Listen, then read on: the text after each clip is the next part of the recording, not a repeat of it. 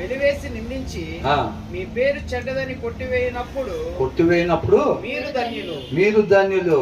అవునా? మొన్న మధ్య రీసెంట్ గా కూడా ఒక ఇంటర్వ్యూ చూస్తా ఉంటే ఒక గొప్ప ధనికుడు, పెద్ద ప్యాలెస్ రాజకీయ నాయకుడు అన్నమాట, పదవిలో ఉన్న రాజకీయ నాయకుడు, పెద్ద కులం వాళ్ళు. అర్థమైందండి? ఆయనంట ఇంట్లో ఉన్నప్పుడు ఈ మిగతా తక్కువ కులాలు ఎవరు కూడా చెప్పులు వేసుకొని వాళ్ళ ఇంటి ముందు నుంచి దాటి వెళ్ళటానికి వీల్లేదంట. అర్థమవుతుందండి? ఆయన ఇంటి ముందుకు వచ్చేసరికి ఎవరైనా సరే చెప్పులు ఇప్పి చేత్తో పట్టుకొని, ఇప్పుడు కూడా జరుగుతున్నది. అర్థమవుతుందండి? చెప్పులు ఇప్పి చేత్తో పట్టుకొని వాళ్ళ ఇల్లు దాటిన తర్వాత అక్కడ చెప్పులు వేసుకొని వెళ్ళాలి. అలాంటి వాళ్ళకి మరి ఓట్లు వేసి గెలిపిస్తున్నారు. మళ్ళీ ఎందుకు? అవతలోడు 1000 ఇస్తే ఎంత ఇస్తున్నాడు? 5000 ఇస్తున్నాడు. 5000కి అమ్ముడు పోయి ఏం చేస్తున్నారు? దాన్ని ఎంకరేజ్ చేసి చెప్పులు చేత్తో పట్టుకొని వెళ్ళిపోయి దాని తర్వాత వాళ్ళకి కూడా దాన్ని అందిస్తున్నారు అన్నమాట చక్కగా. అర్థమవుతుందండి? కాబట్టి ఏంటంట, మనిషి కుమారుని నిమిత్తం మనుషులు మిమ్మల్ని ద్వేషించి వెలివేసి నిందించి మీ పేరు చెడ్డదని కొట్టివేయినప్పుడు మీరు ధన్యులు. ఇప్పుడు కూడా చాలా సిటీల్లో బయటే ఉంటాయి గ్రామాలు. ఉంటే ఉండవా?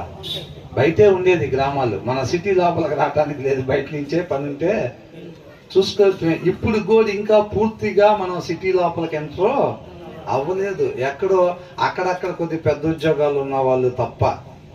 అర్థమవుతుందండి? రిజర్వేషన్లో కొంతమందికి ఉద్యోగాలు వచ్చినాయి కదా, అట్లాంటి వాళ్ళు ఏదన్నా సిటీలో కొనుక్కుంటే తప్ప మిగతా వాళ్ళందరూ కూడా ఇప్పటికే చాలా చోట్ల బయట ఊర్లు పోతే మొత్తం కూడా ఆ ఊర్లోకి ఎంటర్ అయ్యేటప్పుడు ముందే వచ్చింది పల్లె. వచ్చిందా లేదా? లేకపోతే ఊరు దాటిన తర్వాత అయినా ఉండిద్ది అనమాట. ఇప్పుడు కూడా బయట మొత్తం. కాబట్టి బయట రాతలో మాత్రం, మీడియాలో మాత్రం ఎలా ఉంటుంది?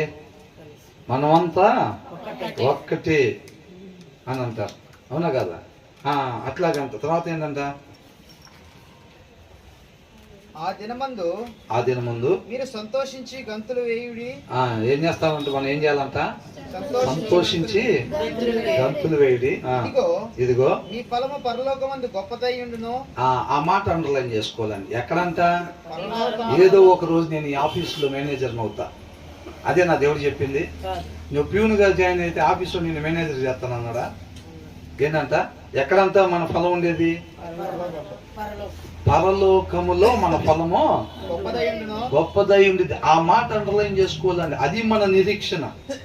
చాలా మంది ఎక్కడ పొరపాటు జరిగిద్దంటే, ఇక్కడ ఏదో కొంచెం తగ్గింపు స్వభావం ఉండి, నేను తగ్గింపు స్వభావంగా ఉన్నాను కదా,